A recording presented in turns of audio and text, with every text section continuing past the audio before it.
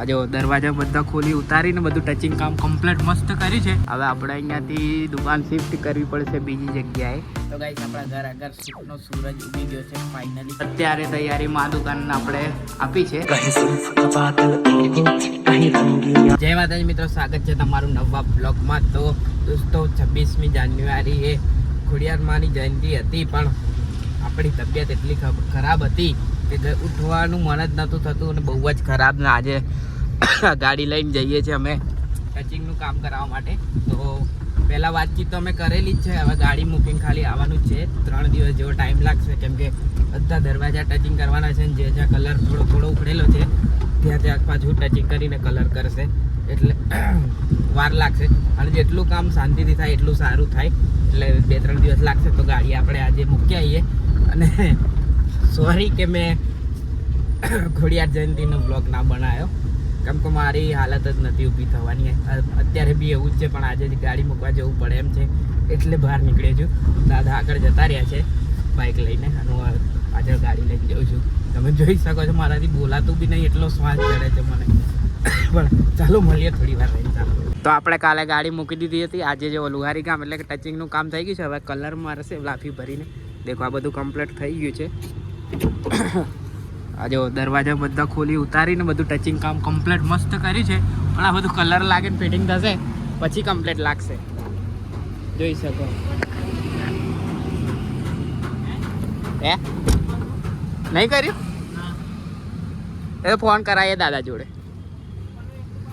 ઉપરનું બાકી છે. હા દેખો આ બી ટચિંગ મસ્ત કરી દીધું છે. હવે જે હતું સડેલું એ બધું કાઢીને મસ્ત ટચિંગ કરી દીધું છે પતરાથી. જોઈ શકો તમે. આ સાઈડ તો કમ્પ્લીટ છે.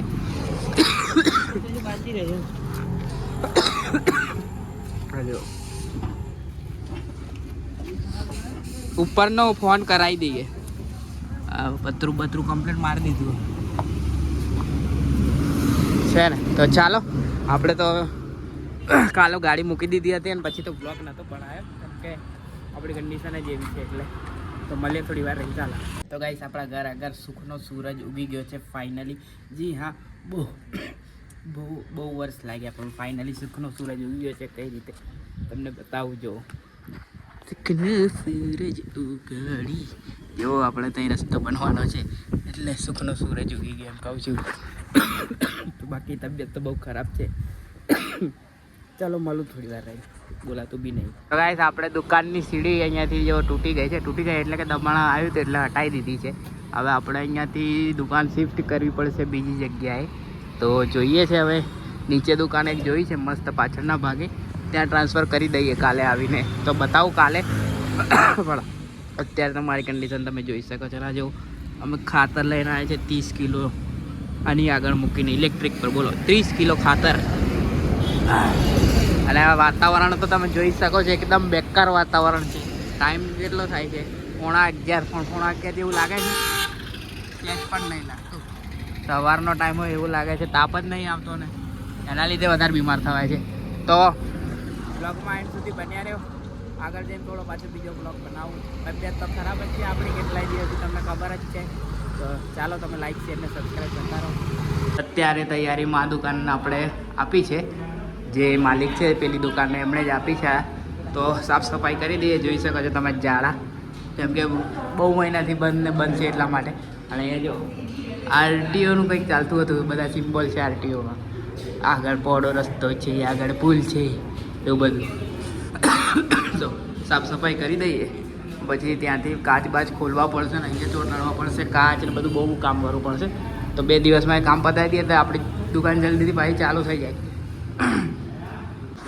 તો ગાઈસ આપણે આવ્યા હતા શહેરા, અત્યારે આપણે ગોધરા જવા નીકળી ગયા છે. શહેરા એટલા માટે આવ્યા હતા કે આપણી દુકાન જે ચેન્જ કરવાની છે એનું કામકાજ ચાલુ હતું. તો અંદરથી કલર થઈ ગયો છે અને શટરને કલર થઈ ગયો છે. હવે વાયરિંગનું કામ બાકી છે. વાયરિંગનું કામ આજે લગભગ કદાચ અત્યારે આવશે વાયરિંગવાળો, તો થઈ જશે. તો કાલે આપણે કાચ ફિટિંગનું બાકી રહેશે અને બધું સામાન લાવવાનું રહેશે બસ. તો આઈ હોપ આજે લાઇટ ફિટિંગ થઈ જાય તો કાલે આપણું બધું સામાન ઉતારી લઈએ અને પરમ દિવસથી પાછી આપણે રેગ્યુલર દુકાન ચાલુ કરી દઈએ. તો જોઈએ હવે કેવું થાય છે, તમને આગળના બ્લોગમાં જાણવા મળશે. બાકી આ નાનકડા બ્લોગને અહીંયા સમાપ્ત કરી દઈએ. આઈ હોપ તમને આ બ્લોગ ગમ્યો હશે.